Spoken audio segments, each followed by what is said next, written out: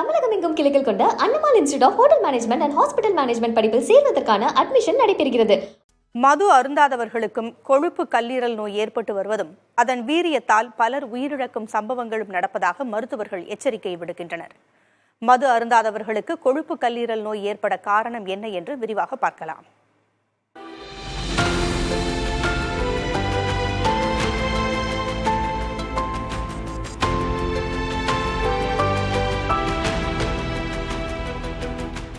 உடலில் நச்சு நீக்கம், வளர்ச்சிதை மாற்றம், ஜீரணத்தில் முக்கிய பங்காற்றும் பித்தத்தின் உற்பத்தி, ஊட்டச்சத்து சேமிப்பு உள்ளிட்டவற்றை மேற்கொள்ளும் முக்கிய உறுப்பாக கல்லீரல் இருக்கிறது. கல்லீரல் பொதுவாக அதிகமாக மது அருந்துபவர்கள் உடலில் விரைவாக பாதிக்கப்படுகிறது. அதிக அளவில் ஆல்கஹால் எடுத்துக்கொள்ளும் போது கல்லீரலில் தோற்றம் மாறி கொழுப்பின் அளவு அதிகரிக்கிறது. இதனால் கல்லீரல் சிதையும் நிலை ஏற்படுகிறது. ஆனால் சமீப காலமாக மது அருந்தாதவர்களுக்கும் கல்லீரல் பாதிப்பு அதிகரித்து வருவது ICMR அறிக்கையின் மூலம் தெரிய வருகிறது. இந்தியாவில் மொத்த மக்கள் தொகையில் 30 முதல் 40% பேருக்கு கொழுப்பு கல்லீரல் நோய் இருப்பது கண்டறியப்பட்டிருக்கிறது.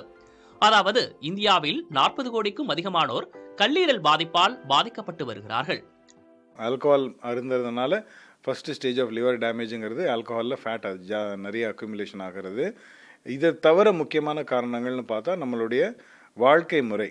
இப்போ நம்ம எல்லாருமே பார்க்குறோம், நான் கம்யூனிகபிள் டிசீஸ், தொற்று அல்லாத நோய்கள்ங்கிறது நிறையவே அதிகமாயிட்டு வருது.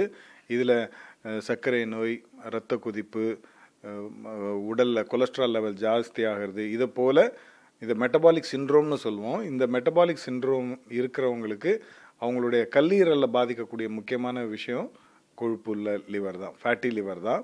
ஸோ எதனால் நமக்கு இந்த எல்லா நோய்களுமே ஜாஸ்தி ஆகுது? நம்மளுடைய வாழ்க்கை முறையினால தான். நம்மளோட உணவு பழக்க வழக்கங்களில் ஒரு பேலன்ஸ்டு டயட் இல்லை. பொதுவாக கல்லீரலில் குறைந்த அளவு கொழுப்பு இருக்கும்.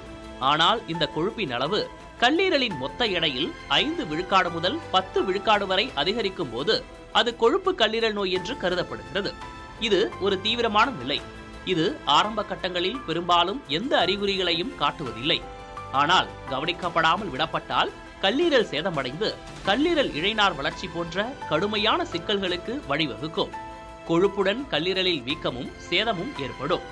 உடல் பருமன் கொண்டவர்களுக்கு, குறிப்பாக வயிற்று பகுதியில் அதிக கொழுப்புள்ளவர்களுக்கு கொழுப்பு கல்லீரல் நோய் வருவதற்கான வாய்ப்பு அதிகம் என்கிறார்கள் மருத்துவர்கள். ஒவ்வொருத்தரும் மினிமம் ஒரு 45 மினிட்ஸ் நல்ல aerobic exercise, walking, cycling, swimming, jogging, அது போல் ஏரோபிக் எக்ஸசைஸ் செய்தால் அவங்க சாப்பிட்ற உணவுலேருந்து அந்த கேலரிஸ் எல்லாம் கரெக்டாக ஸ்பெண்ட் ஆகிறதுனால அந்த ஃபேட் அக்யூமுலேஷன் குறைவாக இருக்கும். அதனால் ஃபேட்டி லிவர் அவங்களுக்கு வரவே வராது. இதை தவிர முக்கியமாக எந்த ஒரு மெடிசின்ஸும் ஒரு டாக்டரோட ப்ரிஸ்கிரிப்ஷன் இல்லாமல் எடுக்கிறதும் ஒரு ஆபத்தானது. நீரிழிவு நோய், இரத்த அழுத்தம் உள்ளவர்கள் கல்லீரல் தொடர்பான பரிசோதனைகளை மேற்கொள்வதும் மருத்துவர்கள் கூறும் மருந்துகளை சரிவர உட்கொள்வதும் அவசியம் என தெரிவிக்கப்படுகிறது. புதிய தலைமுறைக்காக ஒளிப்பதிவாளர் ஜோஷ்வாவுடன் செய்தியாளர் பாலவெற்றிவேல், நவநீத கிருஷ்ணன். தமிழகம் எங்கும் கிளைகள் கொண்ட Annamal institute of hotel management and hospital management படிப்பில் சேர்வதற்கான அட்மிஷன் நடைபெறுகிறது.